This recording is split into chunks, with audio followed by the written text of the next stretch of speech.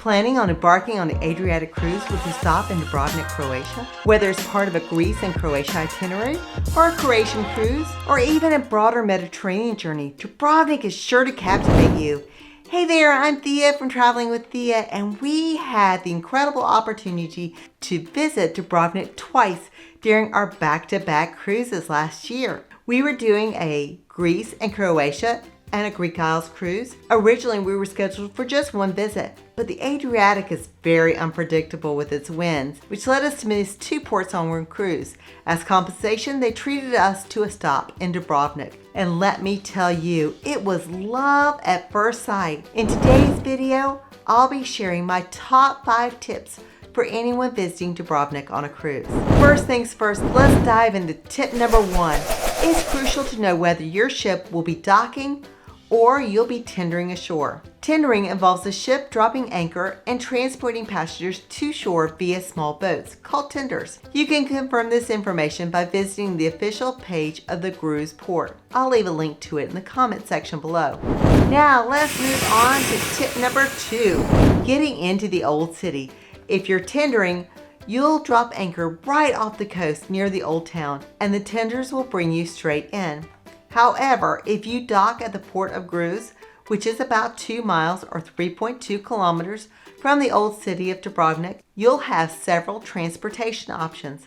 My favorite is walking. It takes me about 45 minutes at my slow pace, but you get to experience so much of the city along the way.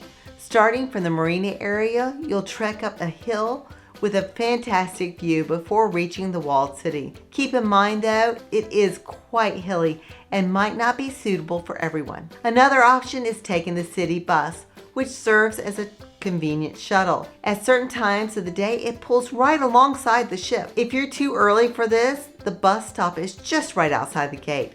Hop on bus line 1 and get off at Pile bus stop or Pile Gate. This bus ride takes about 20 minutes depending on traffic and runs every 25 minutes. I'll leave a link to the timetable in the description box below. Your third option is Uber or taxi.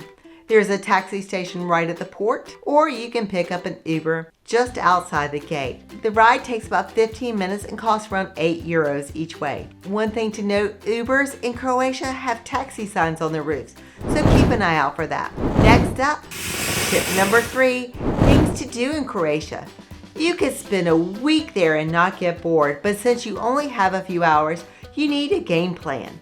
You can always do an excursion through the ship, but I really don't think it's necessary here. This medieval city is easily enjoyed on your own. You can walk the streets and pop into a church, a shop, or a little bistro and just enjoy the beauty of Dubrovnik. One of the biggest attractions here is to walk the wall of the city. The wall is a little over 1.2 miles, which is just under 2 kilometers. It costs just around €35, but you can buy a city pass for €35, which gives you entry into the wall and several museums and a bus pass. This is all according to the website. I did not do the wall walk, but the pass seems like a good deal. If you'd like to see the city by water, there are several companies set up down by the dock that sell tickets. You can do something simple like go around Kaza Island, which is what we did, to taking a much longer tour and going to several nearby islands. Our tour was very short, but it was nice to see the city from the water. And we got to see beaches and where a dragon came out of a cave in the show Game of Thrones. Another great way to see the city is from above. There is a cable car that takes you from near the old city to the top of Hill Serd, which is home to the Imperial Fort and the Panorama Restaurant. For a round-trip ticket in March, it is about €37. We did not go to the top of the mountain, but we were trying to get away from the crowds and kept climbing the stairs into a neighborhood, and we stumbled upon an overlook. It made for some great pictures. Now, if you're a Game of Thrones fan or Star Wars, you are in luck. Both of these were shot in and around Dubrovnik, and I'm not a fan of either. I know you're shocked, but I am more of a Hallmark girl. But apparently the old city was King's Landing in the Game of Thrones. There are excursions through the cruise line, but I'll leave a link to a tour you can book and maybe save a few bucks. Say gorgeous old cities are not your thing. Well, you can always opt for a beach day.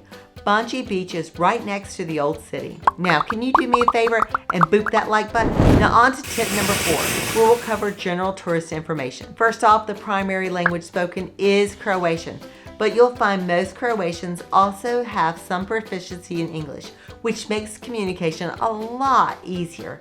As for currency, it's the euro, so make sure to have some on hand for your transactions. And finally, tip number 5. Some practical advice for touring Old Town Dubrovnik. First, aim to get there early in the day.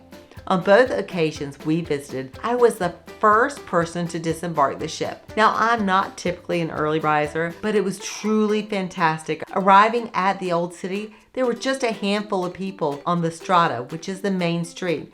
Mostly it was workers and a wedding party capturing photos. We visited in mid-September, and later in the day it was hot and crowded. So going early allowed us to beat the heat and enjoy a more serene experience. Another crucial point before you leave your ship, ensure you know the all aboard time and synchronize your watch to the ship's time. A pro tip here is to ensure your watch isn't set to automatically adjust, as the ship's time may not always match the local time. Until next time, happy cruising!